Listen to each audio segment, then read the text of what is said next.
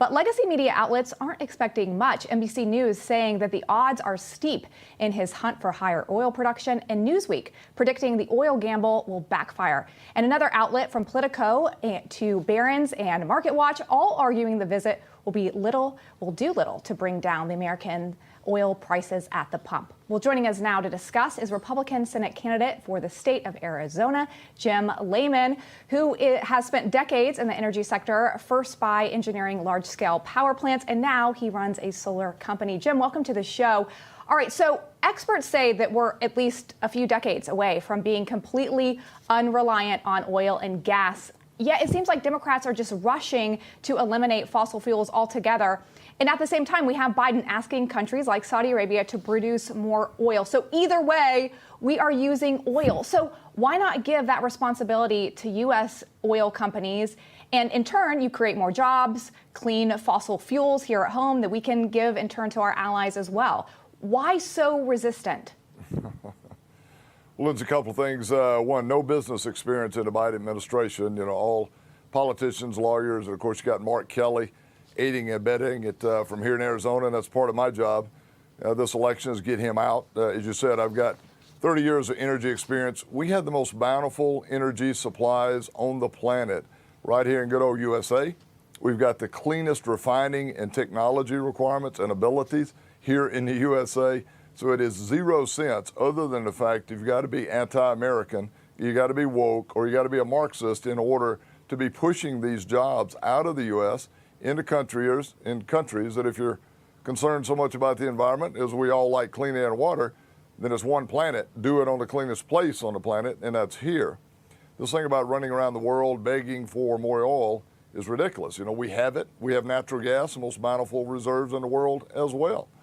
So America's blessed with it. We just got to get business people to Washington and start treating America first. Yeah, I mean, I think that's part of it. The American Petroleum Institute had this conference call yesterday with reporters that tore into the president for rejecting their invitation to tour successful fossil fuel operations here in America. I mean, they say that they're getting mixed messages from the White House. Biden admits that he needs more oil, right? That's what he's begging Saudi for.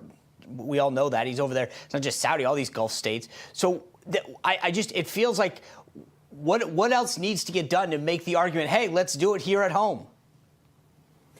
We had a beautiful balance going 2020, President Trump and American industry. You know, we were converting the U.S. grid, for example, to 1% large-scale, unsubsidized, clean solar. And that was working just fine. But that's never going to be a panacea. You know, it may get to 30% of the grid. These guys are trying to change that overnight, and that doesn't work. Also, now they've moved to the electric vehicle side, trying to shove that down our throats. Let the economics play out. Let the American industry innovate. Let American consumers make those decisions. You know, we should have a much smaller, not more intrusive federal government.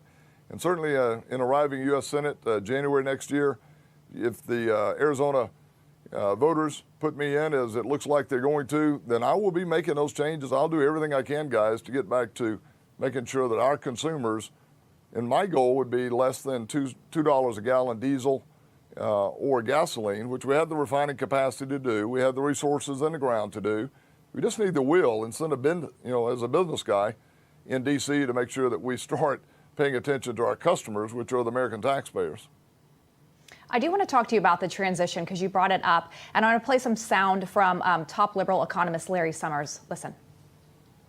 There are things that can be done to allow, in the short run, more pumping of natural gas and drilling for oil so that we increase supply and bring down those prices. Those steps need to be taken as part of our transition to renewables. What would a realistic Well, it should never have interrupted the progress we were making, right? We had a great blend back in 2020, moving gradually to low-cost solar in a portion. Again, these guys on the Marxist side, Democrat, believe that it can all be done in totality. It cannot. You know, we cannot handle more than 30% of the grid or produce more on the renewable side. Fossil fuel or whatever may downstream replace it with hydrogen otherwise is going to be here. Need to accept reality and physics and stop trying to reinvent things that just aren't physically possible. Absolutely, we could get back to drilling and natural gas as well for our power plants, but also oil and petroleum products right here in good old USA, and be able to satisfy our own needs. I propose that coal, the greatest reserves in the world, are right here in America and Wyoming. We should be exporting that after supplying our own needs. Let's put 30% excise tax on it, go straight to paying down the national debt. Same thing with natural gas, which we have 300 years of known supply in the ground. Serve our own needs, let's export it to Europe, 30% excise tax. It's all of the above great for America. Great jobs, cleaner planet, doing it in the most cleanest place on the planet, as well as exporting and paying down our national debt.